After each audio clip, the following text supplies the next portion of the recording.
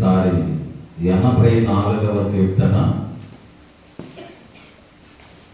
4వ వచనాన్ని మనం చదువుకుందాం.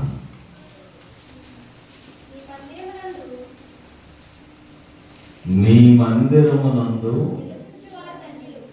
నివాసము చేసేవారు ధన్యులు. మందిరములో నివసించేవారు ధన్యులు. చెప్పాము మనం గత రాత్రి అనేక విషయాలు. మరలా వాటిని రిపీట్ చేయడం వల్ల ప్రయోజనం చాలా తక్కువగా ఉంటుంది. ఎందుకంటే మరలా రాత్రి గంట సేపు మాట్లాడారు. ఇదే సందర్భాన్ని ఆధారం చేసుకొని గంట సేపు వాక్యాన్ని విన్నారు. మరలా దానినే మరోసారి జ్ఞాపకం చేసే కంటే దానికి కొనసాగింపుగా ఇంకా కొన్ని మాటలు మీకు నేర్పించాలని ఆశ. అందుకని రాత్రి చెప్పిన గంట ప్రసంగంలో సారాంశం ఎంత ఉందో అది ఒక 2-3 నిమిషాలు చెప్పేస్తాను. గంట ప్రసంగంలో ఉన్న సారాంశం అంతా 2-3 మాటల్లో మీకు వివరిస్తాను. దేవునికి స్తోత్రం కలుగునుగా. దేవుని మందిరములో నివసించే వారే ధన్యులు. చాలా మంది చాలా చోట్ల నివాసం ఉండాలని ఆశ కలిగి ఉంటారు.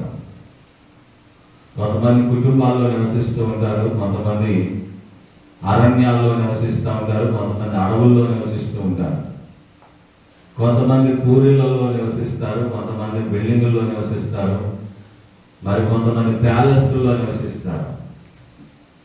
ఒక్కొక్కరు ఒక్కొక్క చోట నివాసం చేస్తారు. వారికి ఇష్టం వచ్చిన రీతిగా వారు నివసించాలని కోరుకుంటారు. ఎవరు ఎక్కడ నివసించినా దేవుని మందిరములో నివసించే వారితో సమానులు కాలేరు. నువ్వు ప్యాలెస్లో నివసించవచ్చు, 7 అంతస్తుల మేడలో నివాసం ఉండొచ్చు, లగ్జరీ లైఫ్లో నీ జీవితాన్ని కొనసాగిస్తూ హంసతూలిక తల్పాల మీద విహరిస్తూ ఇంద్రభవనం లాంటి అపార్ట్మెంట్లో కానీ, విల్లాస్లో కానీ, డూప్లెక్స్లో కానీ నువ్వు నివసించిన దేవుని మందిరములో నివసించే వారితో సమానులు కాలేరు. ఎందుకంటే చాలా మంది రకరకాల పరిస్థితుల్లో నివాసం ఉంటారు. వారికి దేవుని మందిరంలో నివసించే వారికి మధ్య వ్యత్యాసం ఏంటంటే, దేవుని మందిరంలో ఉండేవారు సంపూర్ణ సంతోషంతో జీవించగలుగుతారు అని రాత్రి నేను మీకు చెప్పాను. దేవుని మందిరంలో నివసించే వారికి సంపూర్ణమైన సంతోషం ఉంటుంది. ఒకసారి ఆ మాట చదవండి. కీర్తన గ్రంథము 16వ కీర్తన 16.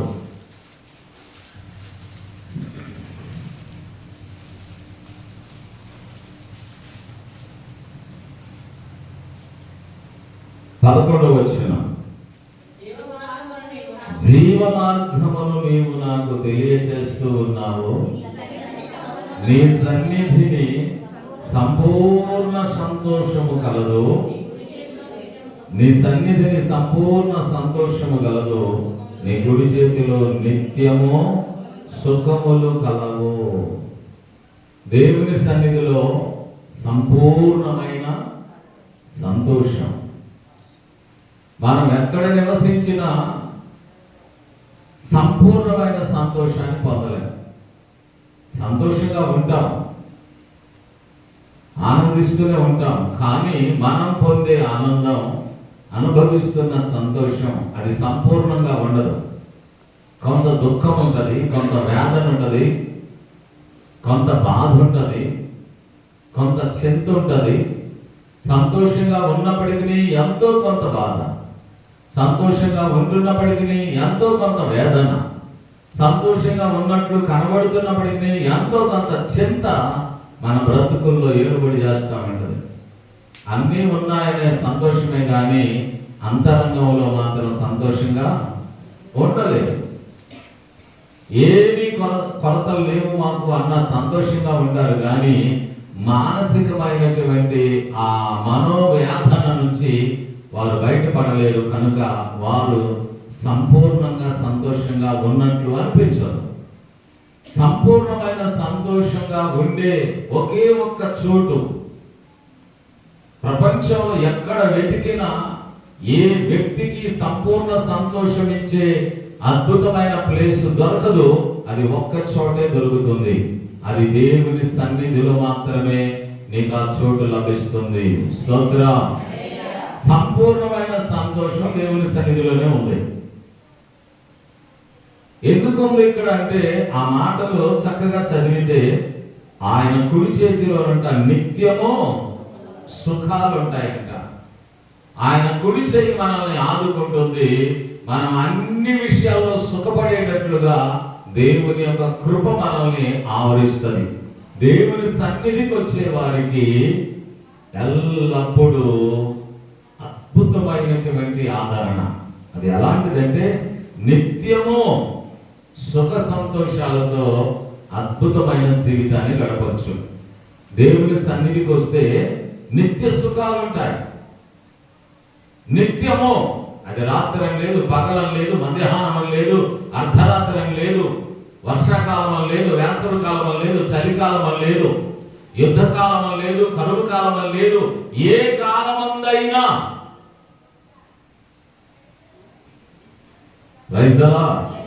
ఏ కాలంలోనైనా నువ్వు నిత్యము సుఖంగానే బ్రతుకుతావు. చప్పట్ల కూడా దేవుని, అది దేవుని సన్నిధిలో మాత్రమే. దేవుని సన్నిధిలో ఉండేవారు నిత్యము సుఖంగా ఉండగలుగుతారు. చెప్పాను కదా, కరువైనా,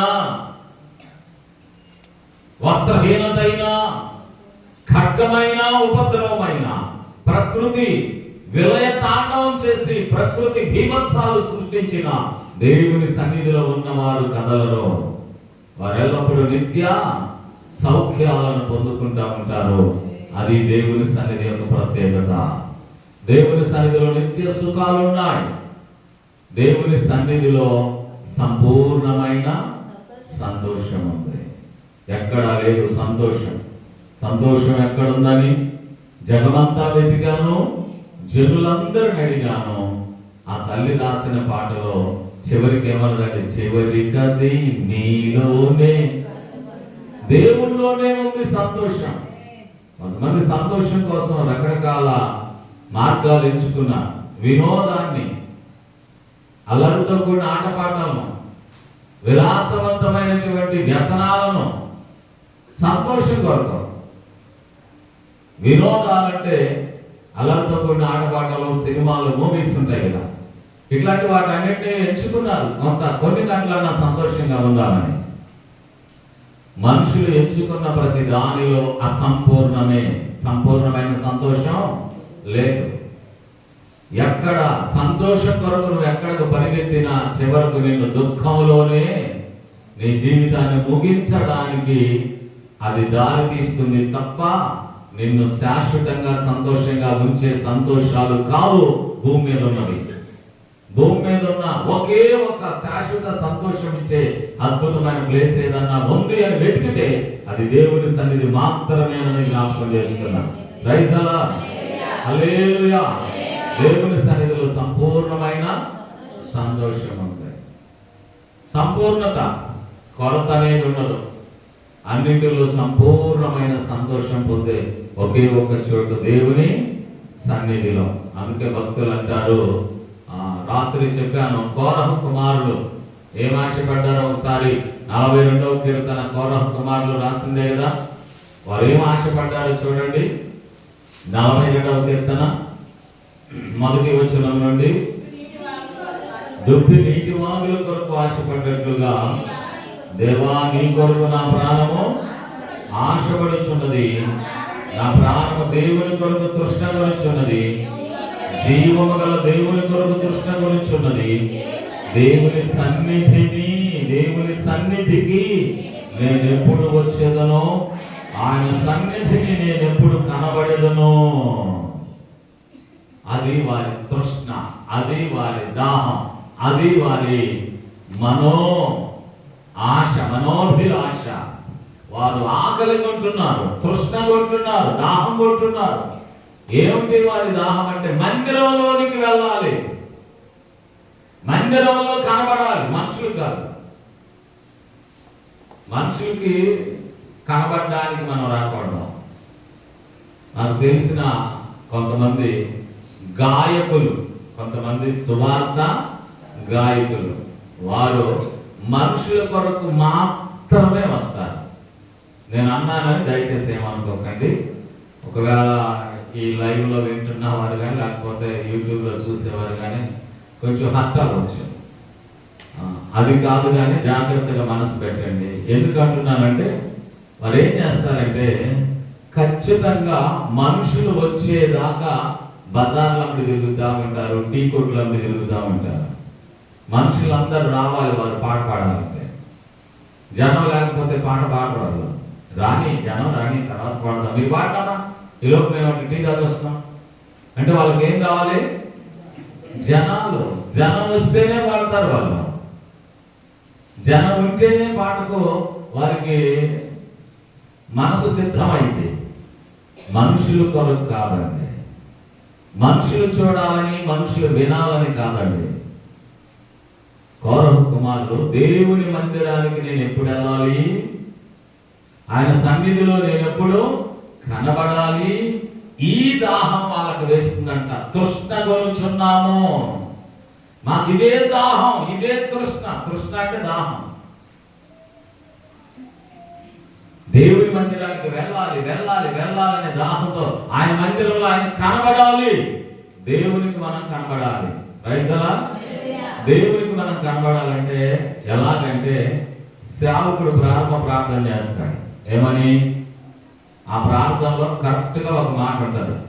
సేవకుడు ప్రారంభ ప్రార్థన చేసేటప్పుడు ఖచ్చితంగా ఒక మాట వాడతాడు. ప్రభువా, ఈ ఆరాధన లేదా ఈ కూడిక నీ మహిమ కొరకు జరగాలి, కాబట్టి నీవే అధ్యక్షుడిగా ఉండి, నీవే ఈ స్థలంలో ఉండి కూడికను ఆది నుంచి అంతవరకు జయప్రదంగా జరిగించు ప్రభువా, నీవే ఉండు ప్రభువా అని ప్రార్థన చేస్తాడు. ప్రార్థన చేసేటప్పుడు దేవాది దేవుడు ఈ సింహాసనం మీద కూర్చుంటాడు. రైతులా ఆయన కనబడడానికి తర్వాత మనం వన్ బై వన్ తర్వాత వస్తూ ఉంటాం. అంటే ఏమనుకోబాకండి, వస్తూ ఉంటాం. అంటే మనకంటే ముందు యేసు ప్రభు వారు వచ్చారా, లేదా యేసు ప్రభు వారి కంటే ముందు మనం వచ్చామా? ఒకసారి ఆలోచన చెప్పండి. ముందు దేవుడు వచ్చాడా, ముందు మనం వచ్చామా? ఎవరు రావాలి ఫస్ట్?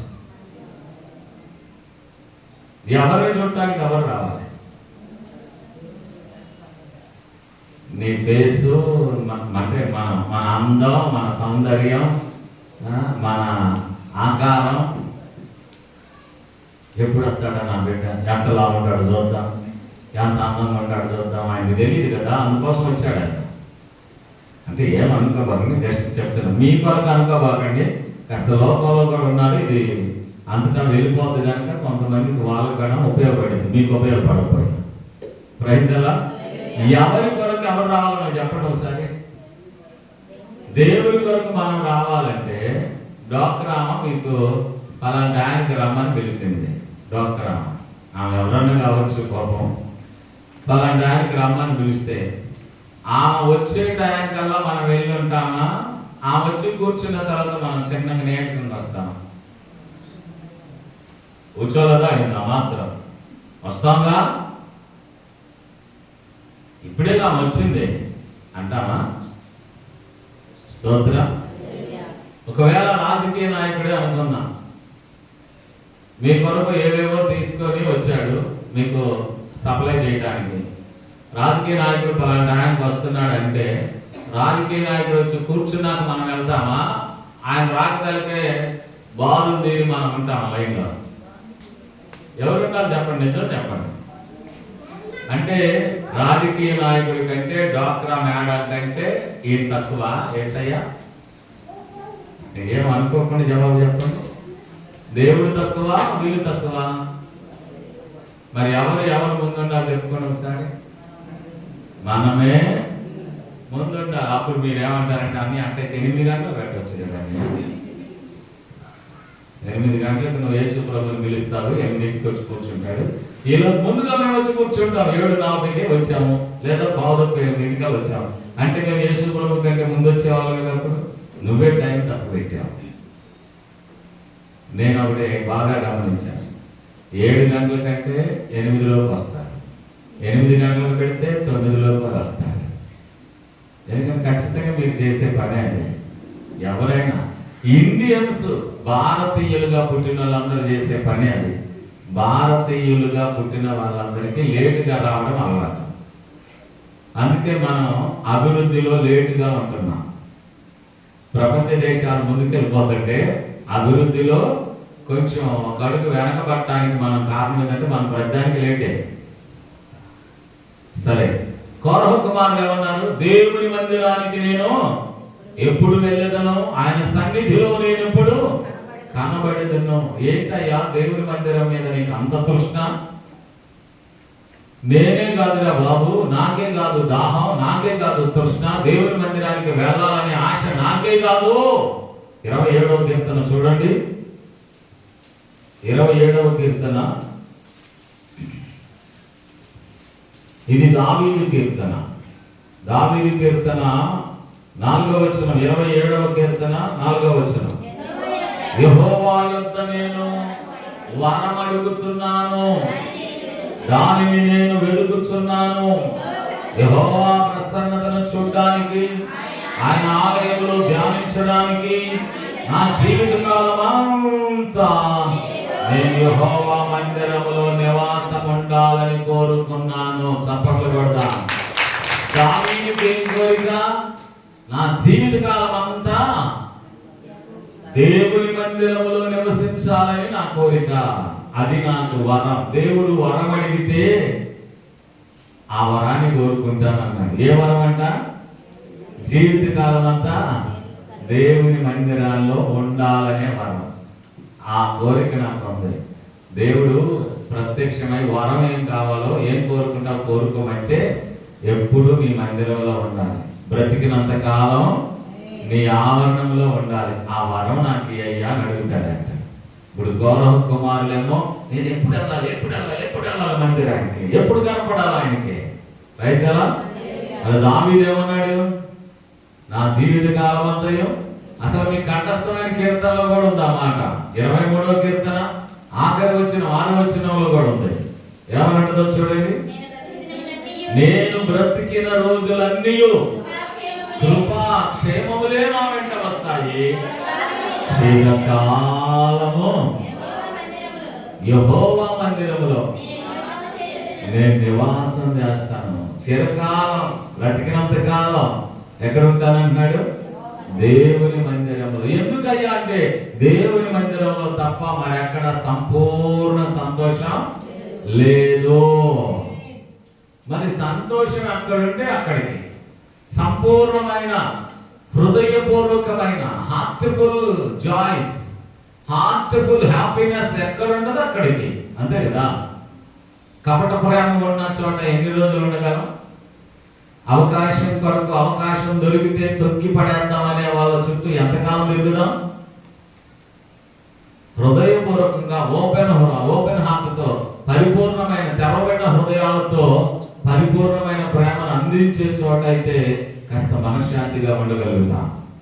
రైతులా అది ఎక్కడుంటే కేవలము దేవుని సన్నిధే. అందుకే దావీదు అంటాడు, చిరకాలము, బ్రతికినంత కాలము దేవుని మందిరంలో బ్రతకాలని కోరిక. కోరహ కుమారులు అంటారు, నా బ్రతుకు దినాలన్నీ నేను దేవుని మందిరంలో నివాసం ఉండాలని, ఎప్పుడు మందిరానికి వెళ్ళాలా, ఎప్పుడు దేవునికి కనబడాలని తహతహలాడుతుంది నా ప్రాణం అన్నాడు. మరొక కీర్తన చూడండి, 84వ కీర్తనలోనే మీరు మూలవాక్యం చదివారు కదా. మూలవాక్యము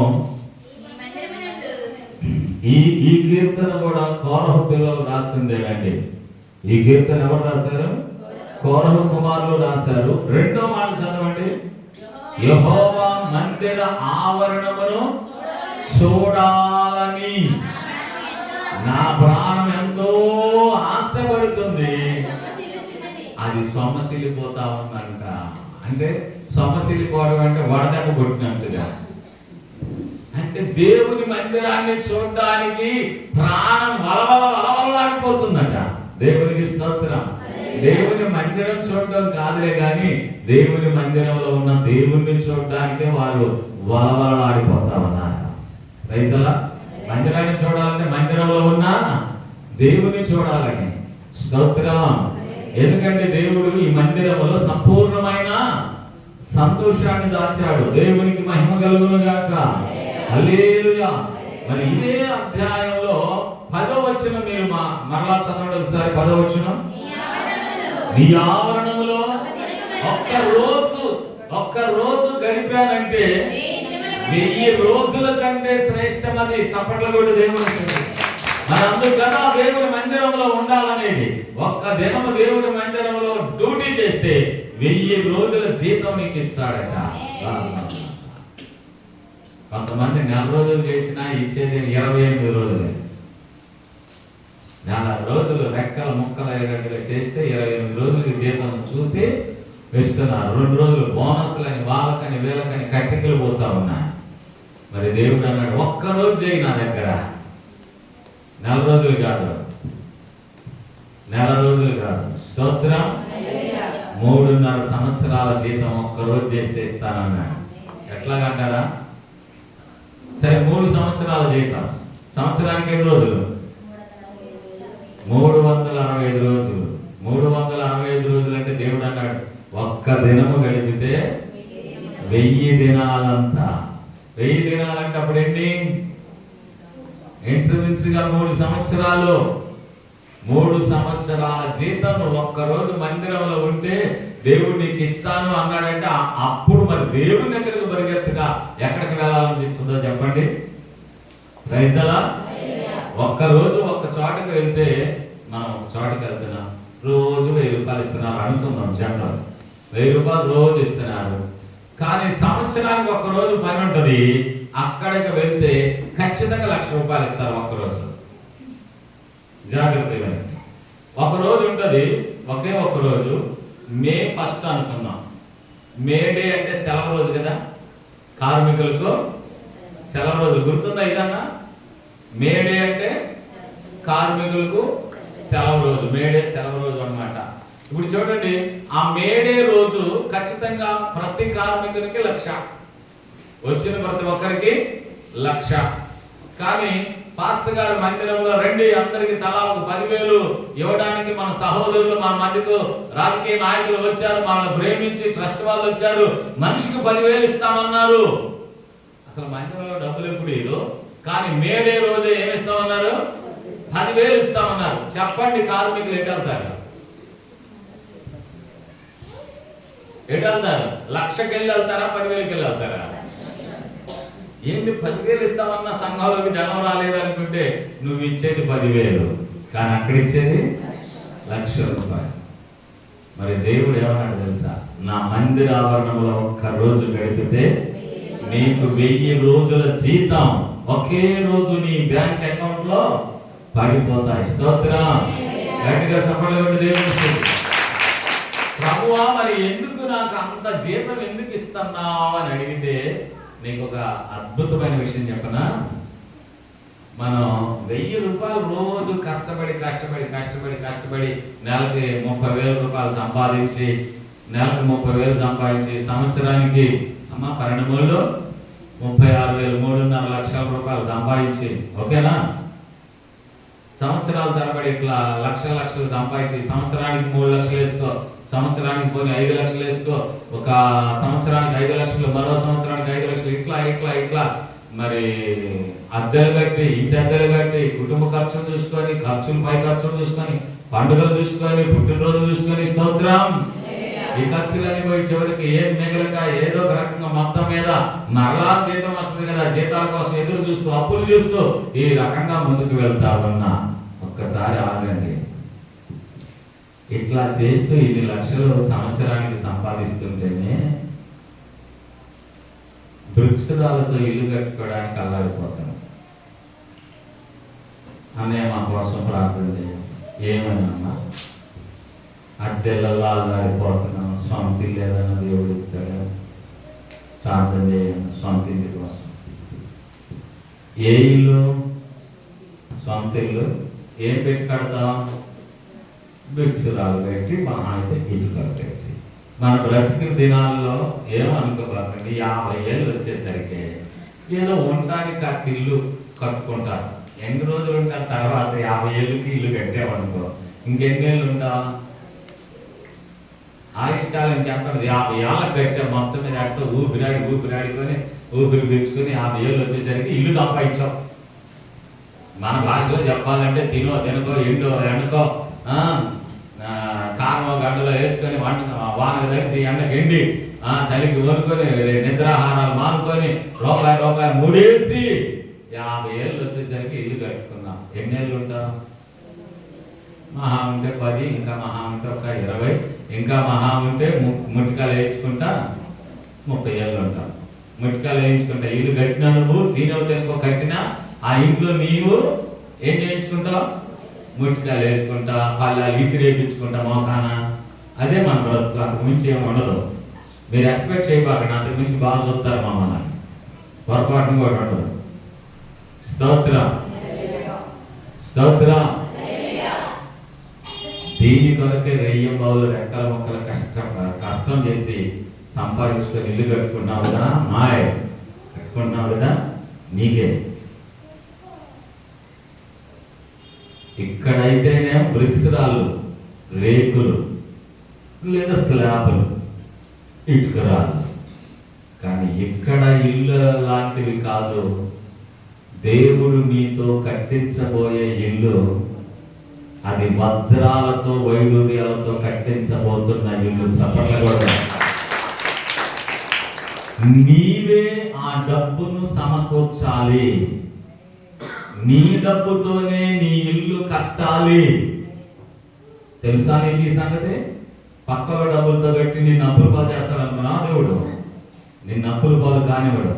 నీ కష్టార్జితంతోనే నీ కొరకు నిత్యలోకములో, మహిమలోకములో, పరలోకములో ముత్యాలతో, వజ్రాలతో, వైడూర్యాలతో ఇల్లు కట్టాలి. అక్కడ మెటీరియల్ అదే. మరి అక్కడ ఇటుక రాళ్ళు, బ్రిక్స్ రాళ్ళు ఉండవు. అక్కడ వజ్రాలు, వైడూర్యాలు, బంగారము, మరకతము, గోమేధికము, అచ్చ, కెంపు, శుద్ధ సవర్ణము, సునీలము, ఇలాంటి రాళ్ళు అక్కడ ఉన్నాయి. మరి వాటితో ఇల్లు కట్టాలంటే ఇప్పుడు 10 గ్రాములు వచ్చి 1,50,000. 10 గ్రాములు 1,50,000. ఏలుగు పెట్టుకోవడానికి రాట్లా. ఏలుగు 10 గ్రాములు ఏలుగు పెట్టుకొని స్టైల్గా మెడలోకి 10 గ్రాములు వేసుకుంటే అసలు ఏమన్నా కనపడుద్దా? 10 గ్రాములు. మరి పరలోకంలో నీ ఇల్లు కట్టాలంటే దేవుడు చూసావా మనకి ఎంత ఆఫరించాడో? ఒక్క రోజును కష్టపడితే 1000 రోజుల జీతం ఇస్తాను అన్నాడు. చప్పట్ల కొట్టు. 1000 రోజుల జీతంతో కనీసం ఒక్క ఇటుక బెల్లంత బంగారం అన్నా సంపాదించుకో అక్కడ. మరి నీకు ఎట్లాంటి బిల్డింగ్ కట్టాలి? అక్కడ ఎంత ఖరీదు ఉంటుంది? నీ ఇంటి ముందు వేసేది సిమెంట్ రోడ్డు కాదు, బంగారపు రోడ్లు వేయాలి. మరి డబ్బులు ఊరకనే వస్తాయా? గుండోడు అన్నట్టు డబ్బులు ఎవరికి? ఊరక రావు. పరలోకంలో మరి ఊరకే నీ కొరకు డబ్బులు మరి ఎట్లా వస్తాయి? నువ్వు కష్టపడి డబ్బులు కూర్చాలి. నీ కష్టార్జితంతోనే నీ ఇల్లు కట్టబడాలి. ఏమిటా కష్టార్జితం అంటే? మొదటిగా దేవుని ఆలయములో ఒక్క రోజు గడిపితే 1000 రోజుల జీతం నీకు ఇస్తాడు. రెండవది, నీవు దేవుని కొరకు ఏది ఇస్తావో అంతకు 10 అంతలు దేవుడు నీకు ఇస్తాడు. అందుకే దేవుడు దశంభాగాలు అడిగేది. అందుకే ఆయన నువ్వు 10 ఇస్తే నువ్వు 1 అడుగు ముందుకు పోయి ఆయన 10 అడుగులు ముందుకేస్తాడు. అంటే నువ్వు 10 రూపాయలు దేవునికి ఇస్తుంటే ఆయన 100 రూపాయలు నీకు కల్పిస్తాడు. వాటితో నీ ఇల్లు కట్టబడుతుంది. అక్కడ చప్పట్ల కూడా దేవుడు పరలోకపు ధన నిధిలో దాచుకోమన్నాడు. భూలోకంలో దాచుకోవడానికి ప్రయత్నం చేస్తున్నాం. భూలోకంలో చిమ్మిట, తుప్పు, దొంగలు ఈ దొంగిలిస్తారట దేవుడు చెప్పిన మాట. కానీ పరలోకంలో ధనం దాచుకోండి. అక్కడ దొంగలు లేరు, చిమ్మిటలు లేవు, దోచుకొని పోయేవారు. వాటితో మీ గృహం కట్టబడుతుంది. అక్కడ గృహం కొరకు సిద్ధం చేసుకోవాలి తప్ప ఇక్కడ గుడారం కొరకు సిద్ధం చేసుకోవడం వల్ల విడిచిపెట్టాల్సిందే. పెద్ద పెద్ద బిల్డింగ్లు, అపార్ట్మెంట్లు, ప్యాలెస్లు గొప్ప వెళ్ళిపోతున్నాయి. ఇరాన్లో కానీ, ఇరాన్లో, ఇజ్రాయిల్లో, అంతకుముందు రష్యాలో, ఆఫ్ఘనిస్తాన్లో యుద్ధాలు జరిగిన ప్రాంతాల్లో ఒకసారి వెరిఫికేషన్ చూడండి. పెద్ద పెద్ద అపార్ట్మెంట్లు, బిల్డింగ్లు, 60-70 అంతస్తుల అపార్ట్మెంట్లు ఒక్క బాంబుతో కుప్ప వెళ్ళిపోతా ఉన్నాయి. వాటి వరకు నువ్వు రేయం బౌలు కష్టపడి గట్ట సిద్ధపడి సంపాదిస్తావు. మరి ఒక్కసారి ఆలోచించు. నీకొద్దని నేను అంటలేదు, మరి అదే ఆలోచన పరలోకంలో నువ్వు ఉండాలి. యుగాలు అక్కడ నీ ఇల్లు కట్టబడాలి. ఇక్కడ 100 ఏళ్ళ గ్యారెంటీతో కూలిపోతుంది అది, కానీ అక్కడ యుగాలు నివాసం ఉండే ఇల్లు కట్టబడాలంటే ఇక్కడే నువ్వు సంపాదించుకోవాలి డబ్బుని. రైతులా ఎట్లా సంపాదిస్తావు మార్చుగారంటే ఒక్కరోజు దేవుని సన్నిధిలో గడుపో, దేవుని పని చేయి, దేవుని కొరకు నిలబడు. దేవుడు 1000 రోజుల జీతాన్ని నీకు ఇచ్చేస్తాడు. ఒక్కరోజు ఉంటే చాలు.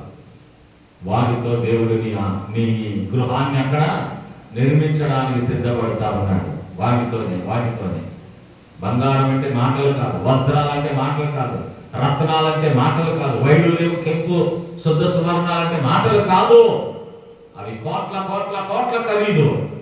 వాటిని సంపాదించుకోవడానికి నువ్వు నిర్లక్ష్యం చేస్తున్నావు. ఇక్కడ తెలుసుకోలేక వెనకడుగు వేస్తున్నావు. ఇంకా ఆ విలువను తెలిసిన వారు ఎవరు ఇక వెనకడుగు వెయ్యరు. ఇది ఎప్పటికైనా ఖాళీ చేస్తాం. శాశ్వతమైన ఇల్లు కట్టుకోవడానికి మనం సిద్ధపడదాం. దేవునికి మహిమ కలుగును గాక. అందుకే దేవుని మందిరములో నివసించేవారు ధన్యులు. ఎందుకని? ఒక్కరోజు మందిరంలో ఉంటే 1000 రోజుల జీతం. మందిరంలో ఉండటం మందిరంలోకి వచ్చి నిద్రపోవడం అని కాదు. కొంతమందికి అట్టానే ఉండే పాపం గతం. ఆ మందిరంలో నిద్ర చేస్తామన్నయ్య. ఏం చేస్తారు? మందిరంలో నిద్ర చేయటం. మందిరంలో ప్రార్థన చేస్తామనాలి. ఏమనాలి? నాకు తెలిసి అన్న మందిరంలో ప్రార్థన చేసుకుంటామన్నాలి. కాదండి, మందిరంలో నిద్ర చేద్దామనుకున్నాం. ఊరు ఏమైంది? ఇల్లు ఏమైంది? బంగారం లాంటి ఇల్లు, మంచి డబుల్ కాడ మంచం. ఏ చిన్న గృహంలోనైనా ఇప్పుడు ఏసీలు ఉన్నాయి. నా లాంటి వాడితో తప్ప ఏసీలు. ఆ ఇల్లు వదిలిపెట్టి ఏమీ ఎంచుకోవటానికి నిద్ర చేస్తానంటారు. అయితే నాకు విచిత్రం. అంటే నేను ఏమన్నాను వాళ్ళ ఎదురుగా, కానీ ఏమని కోరుకుంటా వాళ్ళ నుండి, అన్నయ్య ఈరోజు మందిరంలో ప్రార్థన చేసుకోవాలనుకుంటున్నాను అన్నయ్య అంటారేమన్నా చూస్తా. మందిరంలో నిద్ర చేస్తాను నాకు నచ్చట్లేదు అన్నమాట. మందిరంలో నిద్రపోవటం ఏంటండి? మందిరంలో ప్రార్థన చేయాలి. స్తోత్రం. మందిరం ఉంది దేనికి? నా మందిరము సకల జనులకు ప్రార్థనా మందిరము. నిద్రపోయే ఆలయం అని చెప్పలా, నిద్ర చేసే ప్లేస్ అని చెప్పలా. ఎప్పుడన్నా మీరు నన్ను అడిగారు, నా మనసులో అదే వచ్చింది బయటికి. మీతో అనకపోయినా ఏం మనసులు నిద్ర చెప్తామంటారు అనిపించుంది. అట్లా అనకుందురు గాక. ఏమన్నా అడగాలి నన్ను? నేను అర్ధరాత్రి వచ్చినప్పుడు మీరు ఎక్కడుండాలి? బయటికి గొరక కనపడకూడదు.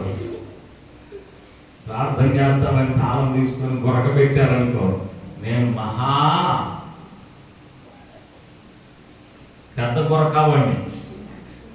అట్లాంటి వాళ్ళు ఎవరన్నా ఉండి పొరపాటు తాళం అడిగితే ఖచ్చితంగా నేను అర్ధరాత్రి వస్తాను, తెల్లారుదామని వస్తాను, మిడ్-నైట్ వస్తాను, అప్పుడప్పుడు వస్తూ ఉంటాను. ఏం చేస్తున్నారో చూడటానికి. మీకు తెలియదు నేను వచ్చినట్టు.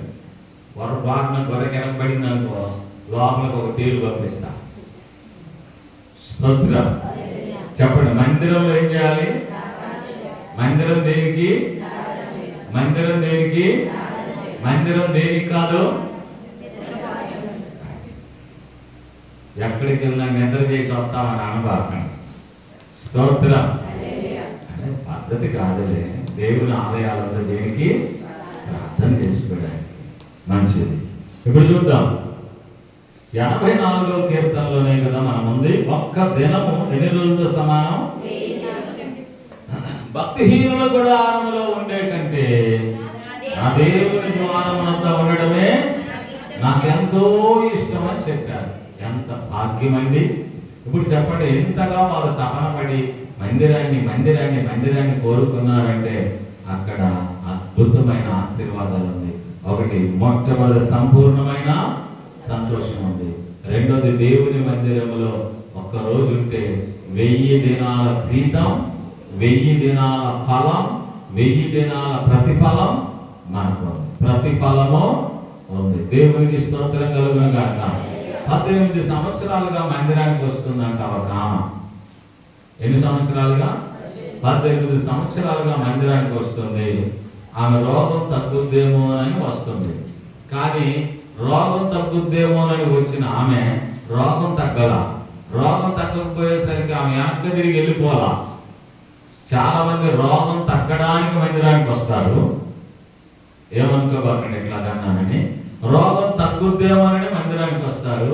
మందిరం యొక్క వాతావరణానికి అలవాటు పడి మందిరములో ఉన్న సంతోషాన్ని ఆస్వాదించడానికి అలవాటు పడి, మందిరములో దొరుకుతున్న ప్రేమ ఆప్యాయతలకు అలవాటు పడి, మందిరంలో లభిస్తున్న జీవవాక్కుల యొక్క ఆ ప్రశాంతతకు అలవాటు పడి, మేలు జరగకపోయినా రోగం తగ్గకపోయినా ఇక మందిరాన్ని విడిచేది లేదు అని తీర్మానం తీసుకునే భక్తులు కోకొల్లలుగా ఉన్నారు. చెప్పగలరు. మందిరానికి ఆమె అందుకే వచ్చింది, రోగం తగ్గుద్దేమో అని. ఆమె మందిరానికి వచ్చి మందిరపు వాతావరణము, మందిరములో ఉన్న సంతోషం, మందిరములో ఉన్న సర్వ సమృద్ధిని చూసి దేవుని వాక్యాలు విని ఆత్మీయ క్షేమాన్ని పొందుకొని సంతోషించి, నాకు జబ్బు తగ్గకపోయినా పర్వాలేదు, నేను ఇక మందిరాన్ని విడిచేదే లేదు అనుకుంది. మందిరంలో 18 సంవత్సరాలు గడిపింది. ఒకరోజు ఆ మందిరంలోకి యేసు ప్రభువు వచ్చాడు. ఎవరు వచ్చారు? యేసు ప్రభువు వచ్చారు. ఆమె స్థితిని చూశాడు. ఆమె జబ్బు ఏంటో తెలుసా? నడుము వంగిపోయిన బ్రతుకు. వంగి నడుస్తా ఉంటది, గూని బ్రతుకు. ఏం బ్రతుకు? నడుము వంగిపోయిన బ్రతుకు. లూకాసు వార్త 13వ అధ్యాయంలో ఆమె మందిరంలో ఉంది చూడండి. లూకాసు వార్త 13వ అధ్యాయం 10వ వచనంలో, విశ్రాంతి దినమున ఒక సమాజ మందిరములో ప్రవేశించాడు. 18 సంవత్సరాల నుండి బలహీనపరుచు దయ్యం పట్టిన ఒక స్త్రీ అచ్చట ఉన్నది. ఆమె నడుము వంగిపోయి ఎంత మాత్రమున చక్కగా నిలబడలేకుండా ఉన్నది. యేసు ఆ బలహీన పడిన దయ్యంతో పీడించబడిన ఆమెను చూసి, నడుము వంగిపోయిన ఆమెను చూసి, మాయ్ దగ్గరికి రా అని దేవుడు పిలిచాడట. అమ్మా, నీ బలహీనత నుండి నీవు విడుదల పొంది ఉన్నావని ఆమెతో చెప్పి ఆమె మీద చేతులు ఉంచగానే ఆమె చక్కగా నిలబడి దేవుడిని మహిమపరిచింది. చప్పట్లు. మందిరములో దీర్ఘకాలిక వ్యాధుల నుండి విడుదల ఉంది, దురాత్మల నుండి విడుదల ఉంది, దయ్యపు శక్తుల నుండి విడుదల ఉంది, వ్యాధుల నుండి స్వస్థత ఉంది. ఎక్కడ? మందిరములో. మందిరములో నీకు విడుదల ఉంది. అందుకే మందిరములో నివసించేవారు ధన్యులు.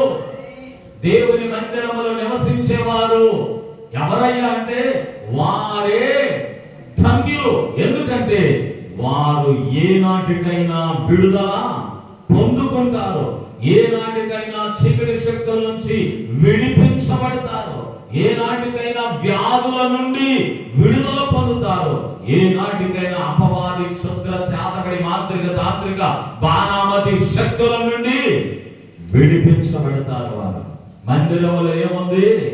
స్వస్థత, విడుదల ఉంది. మందిరములో సంపూర్ణమైన సంతోషం ఉంది. మందిరములో 1000 దినాలంత ప్రతిఫలము దాచబడి ఉంది. మందిరములో స్వస్థత, విడుదల ఉంది. ఈ 3 విషయాలు ఒకసారి మీరు చెప్తారా? మందిరములో సంపూర్ణ, మందిరములో సంపూర్ణ సమృద్ధి, సంతోషం ఉంది. రెండవది మందిరములో స్వస్థత, విడుదల ఉంది. మూడవది మందిరములో 1000 దినాల ప్రతిఫలం, 1000 దినాల ప్రతిఫలం ఉంది. పోతే మూడవది, నాలుగవది రండి మందిరములో 16వ కీర్తనలోనికి రండి. 36వ కీర్తన 36:8 అక్కడ ఒక అద్భుతమైన మాట. మందిరములో ఏముందో, నీ మందిరము యొక్క సమృద్ధి వల్ల సంతృప్తి జనం పొందుకుంటున్నారు. రాత్రి కూడా చెప్పాను, మందిరములో ఏముంటదంట? సమృద్ధితో కూడిన సంతృప్తి. సమృద్ధి, సంతృప్తి. 36వ కీర్తన 8వ వచనములో ఉన్న మాట. నీ మందిరములో సమృద్ధి, జనానికి సంతృప్తి, తృప్తిగా ఉండొచ్చు. ఉన్న సమృద్ధితో సంతృప్తిగా బ్రతకొచ్చు. సమృద్ధి. ఆహారం లేదని చింతపడాల్సిన అవసరం లేదు. మందిరములో వచ్చి ఎవరైనా భోంచేయొచ్చు.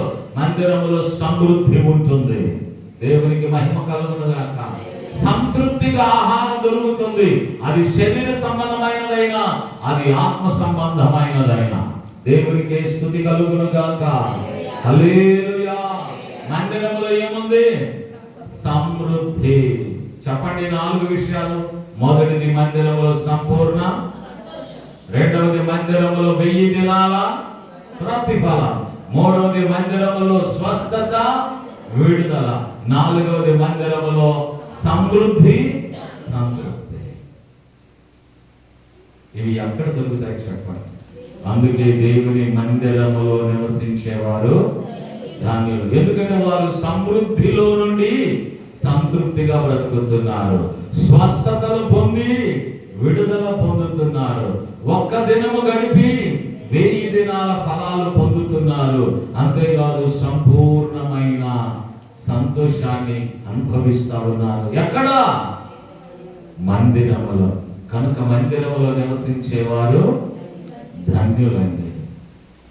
లోకంలో నివసించేవారు కాదు, రాజకీయ నాయకులతో నివసించేవారు కాదు, రాజ్యసభల్లో శాసనసభల్లో నివాసం ఉండేవారు కాదు.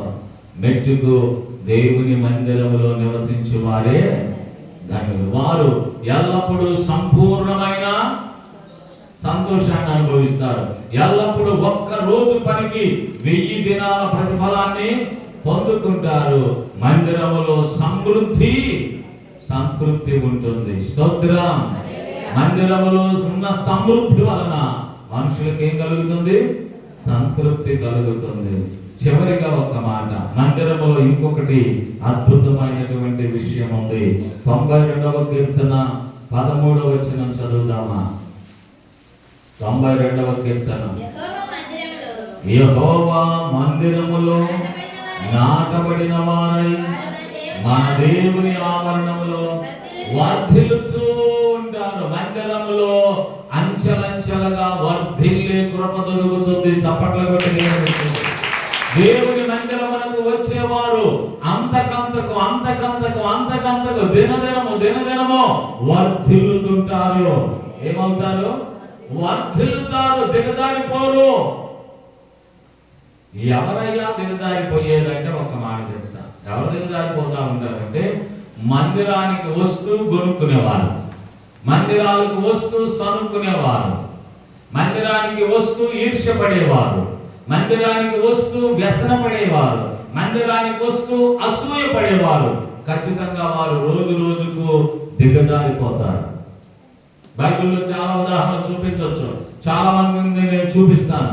మొట్టమొదట ఏదేనులో నుండి బయటకు వచ్చిన అవ్వ ఆదాములకు పుట్టిన 2 కుమారులలో మొదటి కుమారుడు కయ్యను అసూయపరుడు. ఏమయ్యాడు? దిగజారిపోయాడు, దేశదిమ్మరైపోయాడు. ఎవరయ్యా దిగజారిపోయేది? వర్ధిల్లకుండా దిగజారిపోయేది ఎవరంటే వ్యసన పడేవారు, అసూయ పడేవారు, కుళ్ళుకునేవారు, అపవిత్రమైన మనసు కలిగిన వారు, సనుక్కుంటూ గొలుక్కుంటూ తిరిగేవాళ్ళు. ప్రతిదానికి సనుగుడు, అలుగుడు, గొలుగుడు. నో, ఇట్లాంటి వారు వర్ధలరు. మందిరమునకు వచ్చిన వారు ఎప్పుడైతే దేవుని వాక్యానుసారంగా బ్రతుకుతారో వారు వర్ధిల్లుతారు. చప్పట్లు కొట్టు దేవుని స్తుతించారు. ఈ 5 విషయాలు ఒకసారి చెప్తారా? మందిరములో సంపూర్ణ సంతోషం ఉంది, మందిరములో 1000 దినాల ప్రతిఫలం ఉంది, మందిరములో సమృద్ధితో కూడిన సంతృప్తి ఉంది. 4వది మందిరములో స్వస్థతలు విడుదలలు ఉన్నాయి. 5వది మందిరములో సంపూర్ణంగా అంచెలంచెల అభివృద్ధి, అంతకంతకు అభివృద్ధి. వర్ధిల్లుతూ ఉంటాం, వర్ధిల్లుతారు. గొనుగుడు మానేద్దాం, సనుగుడు మానేద్దాం, వ్యసనాన్ని విడిచిపెడదాం, అసూయను విడిచిపెడదాం, కుళ్ళుతనాన్ని విడిచిపెడదాం. అంచెలంచెలుగా అభివృద్ధి చెందడానికి, వర్ధిల్లడానికి పునాదులు వేసుకుందాం. దేవునికి మహిమ కలుగును గాక. అందుకే ఇవన్నీ దొరికే ఒకే ఒక్క ప్లేస్ దేవుని మందిరం. దేవుని మందిరములో ఎవరైతే నివసించాలనుకుంటున్నారో వారు ఖచ్చితంగా వర్ధిల్లుతారు, వారు ధన్యులవుతారు. దేవుని మందిరమందు నివసించేవారు ధన్యులు. వారు నిత్యము స్తుతిస్తారు, నిత్యము మానక స్తుతిస్తూ దేవుని కొరకు బ్రతుకుతారు. మీరు కూడా ఆ ఉన్నతమైనటువంటి మెట్టులోకి, ఉన్నతమైనటువంటి స్థితిలోనికి రావాలని ఆశతో తెలియజేస్తున్న ఈ మాటలను మీరు మనస్కరించి హృదయంలో భద్రపరుచుకోవాలని నేను ఈ మాటలు తెలియపరుస్తూ ముగిస్తున్నాను. దేవుడు మిమ్మల్ని వాక్యానుసారంగా బలపరచును గాక. దయచేసి తాళ వంచండి. చిన్న ప్రార్థన మన మధ్యలో మరి ఆ కమ్మల